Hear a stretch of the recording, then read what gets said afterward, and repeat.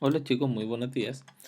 Acá estamos con un nuevo video de probabilidades y estadística en el cual vamos a seguir revisando la resolución de problemas que involucran todos los conceptos que hemos visto hasta el momento, que son media muestral, desviación estándar, varianza, coeficiente de variación, correlación muestral entre dos variables, tanto en forma manuscrita, o sea, mano alzada, y el uso también de herramientas digitales y tecnológicas. Espero que hayan tenido una buena semana, que hayan podido descansar ya que tienen varias responsabilidades que hacer, pero espero que hayan podido descansar al menos un poquito.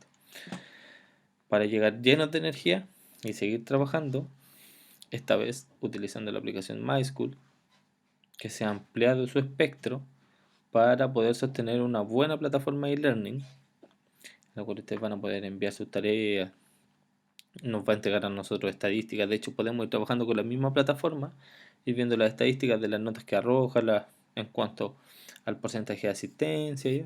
Hay varias herramientas que se van a poder utilizar desde esa plataforma, por lo tanto, les recomiendo que vayan aprendiendo a utilizarla, que vayan enviando ya algunas tareitas por ahí que ya han enviado, duplíquenlas para que vayamos viendo cómo funciona todo eso.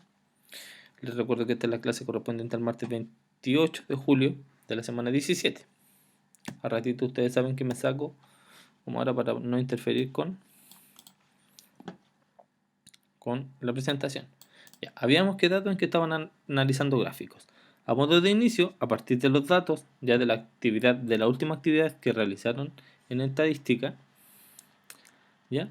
Deben hacer las siguientes actividades: construir dos gráficos de barras que tengan formas diferentes, pero que con los datos representen se obtenga un promedio de 166. Ya no importa el valor de la desviación estándar, pueden utilizar el applet que vimos para poder explorar y justificar las soluciones. Esto fue la tarea que se llevaron, ¿ya? Explica la estrategia que seguiste para que pudieran hallar los dos gráficos obtenidos.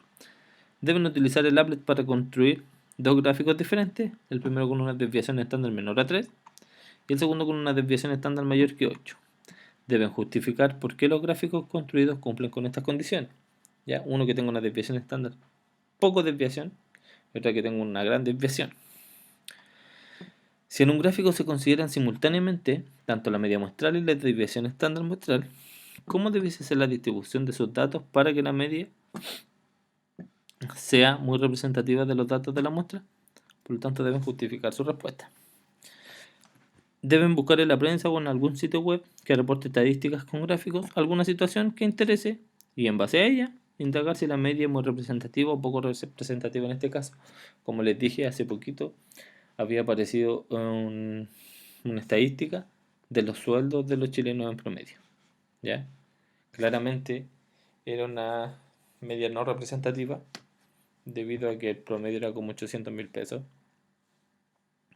y llega a ser chistoso ese promedio de sueldo, siendo que el 70% de nuestro país vive con menos de 500.000 pesos. Entonces, ahí para que puedan ir indagando. Recuerden que también analizamos algunas propiedades, como por ejemplo la media aritmética, que es el promedio, y la desviación estándar, que poseen algunas propiedades interesantes. Deben analizar cuáles de las siguientes afirmaciones son verdaderas y cuáles son falsas. La primera dice: si la media aritmética de los datos de una muestra es 5,6, o sea, el promedio es 5,6, y se suma todos los datos de la muestra a un valor constante, como por ejemplo 1,2, la media aritmética resultante de la muestra debe ser 5,6 más 1,2 es igual a 6,8. Por lo tanto, el promedio más una constante va a estar dentro del grupo de los reales.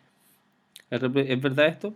Si ustedes a todas las muestras le suman 1,2, les debe dar el promedio 6,8. ¿Verdadero o falso?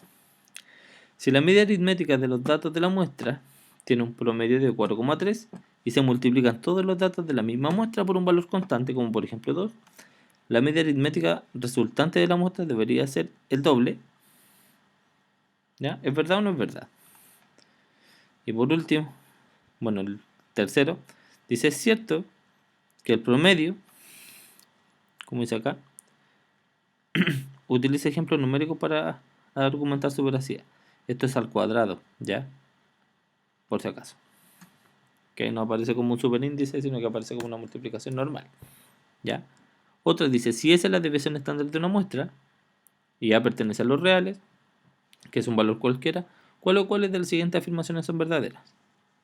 Si se suman a todos los datos de la muestra, entonces la desviación estándar va a ser S más A, similar a lo que vimos en los verdaderos y falsos anteriores, que eran en relación al promedio, media aritmética. Ahora estamos viendo lo mismo, pero con la desviación. Si se multiplican todos los datos de la muestra por A, entonces la desviación estándar va a ser lo mismo, pero multiplicado por A. ¿Verdadero o falso? Si se dividen todos los datos de la muestra por A, entonces su desviación debiese estar dividida por A. Es algo que ustedes tienen que indagar. ¿Ya?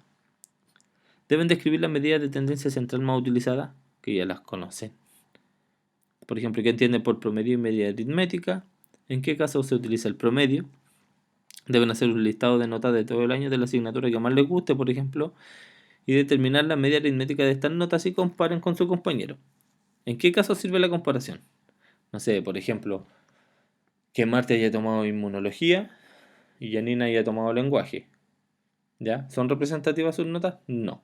Por lo tanto, tienen que compararse claramente con al menos, no sé, la misma asignatura si es que les gusta, y así van a tener una comparación un poco más representativa. También basándose en su promedio de matemáticas del año pasado, deben buscar algún compañero que al aproximar el número entero tenga la misma media aritmética que ustedes, o sea que hayan obtenido juntos el promedio. Deben buscar alguna alternativa y criterios para ver quién de los dos podría ser seleccionado. ¿Ya? Ejemplo, alguien tuvo un 6.8 y otro tuvo un 6.7.5. ¿Ya?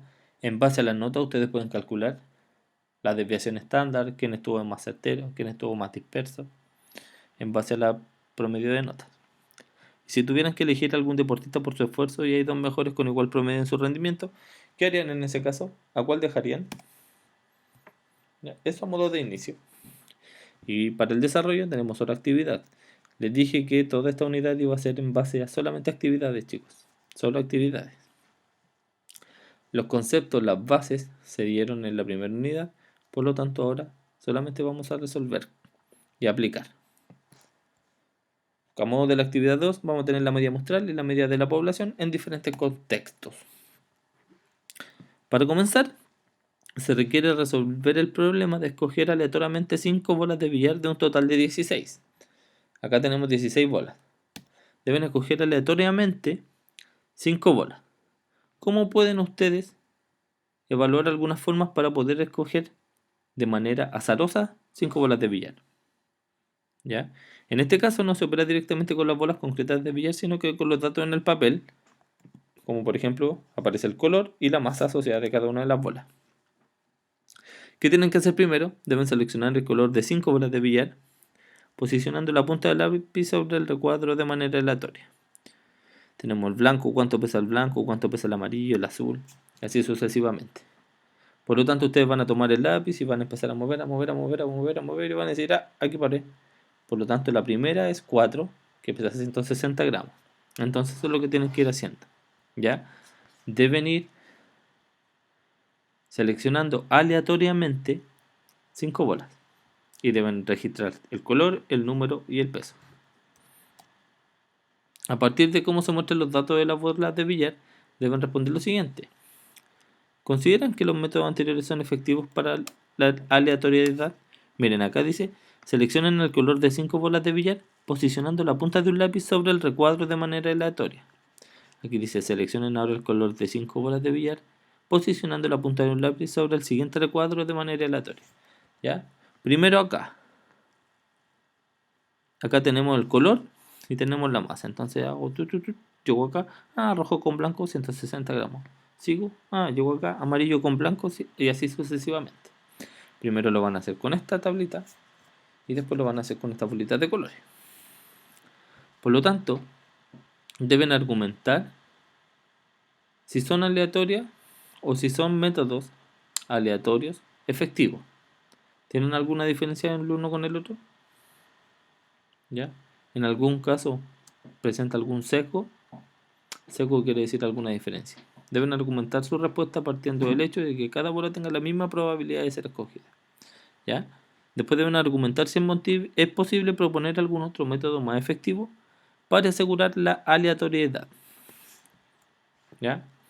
¿Qué método ustedes utilizarían para escoger 5 bolas de manera aleatoria, que sea completamente al azar. A eso se refiere. ¿Ya? Luego de eso, tienen que poner el color de la bola, su masa en gramos y su masa en kilogramos. ¿Ya? Ejemplo. A mí me salió la bola 4, es azul, la masa son 160 gramos y la masa en kilogramos son 0,160. ¿Ya? Por lo tanto, ahí podría ir llenando el cuadrito. Una vez ya discutido el método, deben tomar finalmente una muestra aleatoria de 5 bolas de billar. Deben escribir el valor, lo mismo que en el recuadro anterior, el color de la bola, la masa en gramos y la masa en kilogramos, pero aquí ya lo aplicaron.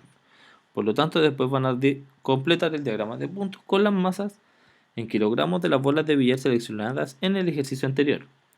Para realizar el gráfico de puntos deben tener 2 o más bolas de billar, deben tener la misma masa, por lo tanto deben dibujar verticalmente, ¿ya?, los puntos como son en ese objeto. Por ejemplo, acá tengo aquí una, acá otra y ahí otra, entonces están de manera vertical. ¿Ya? ¿Cuál es el promedio de las masas de las bolas de billar que se obtuvieron de las 5 bolas? Deben completar la tabla, o sea, las bolas que escogieron con sus correspondientes masas van a obtener su suma y el promedio finalmente. ¿Para qué? Para que después con otros compañeros vayan comparando. Por ejemplo, el grupo 1, no sé, Martín y Janina tuvieron un promedio, Eva y Loreto tuvieron otro, los hermanos Albornoz tuvieron otro, y así sucesivamente. Van a ir con diferentes grupos, ya sean pareja, en trío, comparando los promedios que obtuvieron al seleccionar 5 bolas aleatoriamente. Luego de eso van a representar los datos en este diagrama, como muestra acá. ¿Ya? Luego deben calcular el promedio de la masa de las 16 bolas de billar ordenando los datos en la siguiente tabla. ¿Cuánto pesa la bola blanca? La amarilla, la azul, la roja. Así. ¿Cuánto pesa la bola blanca? 157 gramos.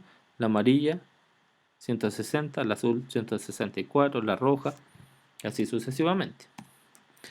Una vez que tengan ya las masas, van a calcular su suma y posteriormente el promedio, siempre en gramos y en kilogramos. Por lo tanto, luego de eso van a registrar el gráfico, el punto del valor promedio obtenido de las 16 bolas. ¿Qué podrían afirmar si comparan el promedio recién determinado con las masas de las 16 bolas de billar? ¿Ya? ¿Qué debería suceder con el promedio muestral si en lugar de las 5 bolas se toman aleatoriamente 10 bolas? ¿Qué ocurriría si se utilizaran al mismo método de muestreo, pero esta vez al seleccionar 5 bolas de billar seleccionan 10? ¿Qué va a pasar? ¿Es más exacto? ¿Es menos exacto? ¿Es más disperso? ¿Es menos disperso? ¿Ya? Por lo tanto, al principio tienen que estudiar y resolviendo lo que se les va solicitando. Posteriormente, ver un método que les sea que les permita asegurar la aleatoriedad de la elección de las 5 bolas y luego trabajar e ir comparando. A modo de cierre, deben seleccionar el color de 10 bolas de billar de manera aleatoria. Tienen que escribir luego el color y la masa de las bolas seleccionadas en la siguiente tabla. ¿Ya? ¿Qué les recomiendo? Que cada vez que completen uno de estos cuadros, a estas tablas, deben calcular sus correspondientes desviaciones para poder verificar la exactitud y precisión de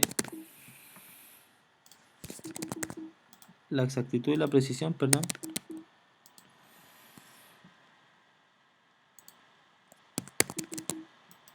de las bolitas.